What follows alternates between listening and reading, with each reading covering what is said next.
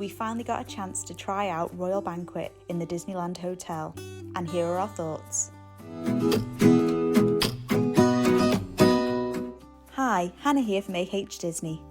Royal Banquet is located in the newly refurbished, beautiful Disneyland Hotel, and until recently you could only get a reservation if you were staying at this hotel, but now reservations are open to all guests. This is the most expensive buffet meal in Disneyland Paris, with lunch costing €100 per adult and €50 per child, which includes a soft drink, but alcohol is an extra charge. The theming in here is obviously very royal and elegant, and it's obvious how new and fresh everything looks. The restaurant is made up of different rooms, which means the usual noise and chaos that usually comes hand in hand with a buffet is not really a thing here. The tables were well spaced out too, so it didn't feel like you were packed in like sardines. The artwork on the walls was magnificent and included some characters from more recent films as well as some of the classics. The room we were sat in had paintings and tapestries of all the Disney horses we all know and love. I was slightly disappointed though that we didn't have a castle view from where we were sat, though we did have a lovely view of the train. Matching the theme were the characters' costumes. We saw Mickey, Minnie, Donald and Daisy, all dressed in medieval prince and princess style purple clothes. These were some of the best character interactions we've ever had. They were well spaced out and we didn't feel rushed at all. We were actually lucky enough to see some of the characters twice. On to the main event now, the food. All 3 courses are served buffet style. For starters, there's a selection of soup, meats, fish and salads with a variety of dressings, but not my favourite one, the sesame dressing you can find in the other buffet restaurants. The hummus and pita bread was delicious and the salad was really fresh.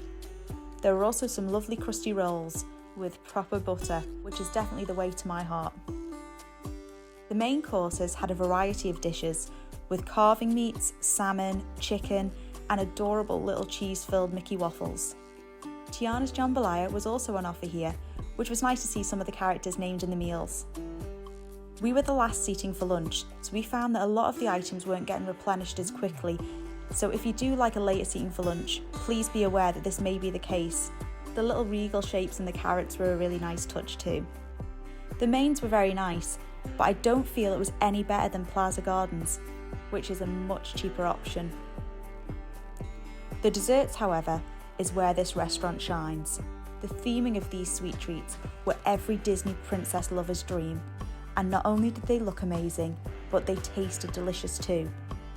We sampled quite a few, and our highlights were the Tiana cake with the blackcurrant filling and the Little Millionaire shortbread type dessert, but instead of caramel inside was a passion fruit jam, and I could have easily eaten about 6 of these. Now, the main question most people want the answer to is this restaurant worth it? And that all depends. For us, it was a nice to do once, and while the food, location and character interactions were really, really good, if you're trying to stay within a budget and are a family of 4 or more, at Plaza Gardens, the food is pretty similar and you still have the ability to see characters. So I don't think it's worth paying an extra €60, but that is totally up to you. Adam and I certainly had a lovely time at this meal, and it's not one that I'd say I definitely wouldn't do again, but it would definitely be a special treat.